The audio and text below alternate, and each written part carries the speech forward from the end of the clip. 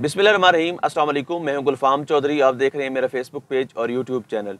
आज की वीडियो में हम बात करेंगे शेख शुएब बोल न्यूज़ के जो ऑनर हैं उनकी जान को ख़तरा है। खान साहब ने कल इसका इंकशाफ भी किया है।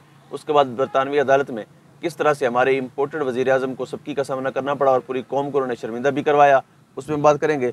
और उसके बाद घड़ी का शोर क्यों मचाया जा रहा है। तो सबसे पहले कल इमरान खान साहब ने ख़िताब के दौरान बताया कि पहले अरशद शरीफ साहब की जान को ख़तरा था, उनको लाइव थ्रेट थे, उनको धमकियां दी जा रही थी कि हम आपको नहीं छोड़ेंगे, और बिल आखिर उनको दियारे गैर में ले जाके शहीद कर दिया गया।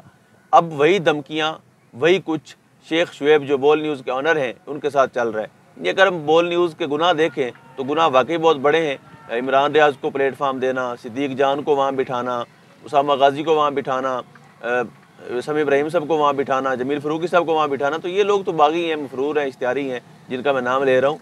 तो असल मुल्क के वफादार तो मियाँ साहब हैं, उनके ख़िताब भी लाइव दिखाई जाते हैं, मीडिया पर उनकी पाबंदी होने के बावजूद दिखाए जाते हैं। तो असल वफादार तो मियाँ साहब हैं ना। ये जितने लोगों के मैंने नाम लिए ये तो गद्दार हैं, और गद्दारों को टीवी चैनल पर बिठाना, उनको प्लेटफार्म देना, उनको तनख्वाहें देना, तो ये देखें ना कहाँ काबिल कबूल होता है किसी मुल्क के इदारे के लिए। तो बिल आखिर शेख शुएब साहब को धमकियाँ दी जा रही हैं। यानी अगर वो बिके नहीं, झुके नहीं, डरे नहीं, तो डायरेक्ट उसके ऑनर को धमकियाँ दी जाने लगी कि आपकी जान को ख़तरा है और हम आपको नहीं छोड़ेंगे, आप इस चीज़ से बाज आ जाएँ। तो अब देख लें कि इस मुल्क में जब बादशाह को ख़तरा पड़ा तो जो 70 साल से बादशाह थे उन्होंने किस हद तक गिर कर मुकाबला भी किया और किस हद तक गिर कर कार्रवाइयाँ की कि सोशल मीडिया एक्टिविस्ट को उठा के ले जाओ, उनको बरहना करो, वीडियोज़ बनाओ। आज़म सवाती को ले गए, गिल को ले गए, जमील फ़रूकी को ले गए। यानी इस तरह के वाक़यात जितने भी हुए हैं इतने शर्मनाक और अफसोसनाक हैं कि जो शायद पिछली जितनी 70 साल तारीख़ है पाकिस्तान की, उसके अंदर इस तरह से वाज़े नहीं हुए। और याद रखें ये पाकिस्तानी कौम बड़ी हिम्मत वाली है, ये शुरू से मार खा रही है। ये जितने भी मार्शल आ रहे हैं इनको मार पड़ती रही है, बस ये बोलते नहीं थे, बताते नहीं थे। तब में और अब में फ़र्क ये है कि तब लोग मार खाते थे, बर्दाश्त करते थे। अब लोग जो मार खाते हैं, उनके साथ जो करते हैं, वो कुछ मीडिया पे आकर बता देते हैं, क्योंकि अब जो है वो चीज़ें नहीं रही। 19 का दौर तो नहीं रहा। अब हम 2022 में रह रहे हैं, 20वीं सदी है।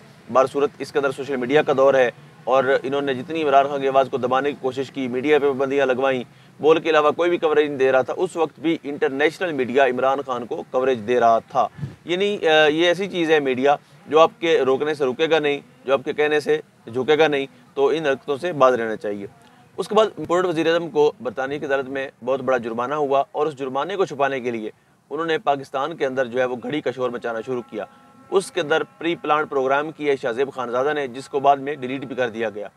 और अब कल रातों फिर 2 घड़ियाँ निकाल के ले आए। यानी देखें, अगर एक बंदा 3.5 साल 4 साल इक़्तिदार में रहा है और उसके खिलाफ आपको करप्शन का कोई केस नहीं मिला, कभी आप तोशा खाना उठा के ले आते हैं, कभी आप 200 मिनरल वाटर उठा के ले आते हैं, तो मान जाइए हुज़ूर कि वो बंदा ईमानदार है, और बस कर दीजिए, आपसे नहीं होगा। यानी मीडिया कंपेन भी आपने चला के देख ली, उस बंदे पे पर्चे भी काट के देख लिए, गिरफ्तारी के जो डर था वो भी दिला के देख लिया, हर तरह बिल आखिर हमला करवा के गोलियाँ मरवा के देख लिया। वो फिर भी बंदा अगर नहीं रुक रहा तो मान जाइए और अपनी मुट्ठी खोल दें, और इक़्तिदार जो कौम का इक़्तिदार है, अवाम का इक़्तिदार है, वो अवाम के हवाले करें।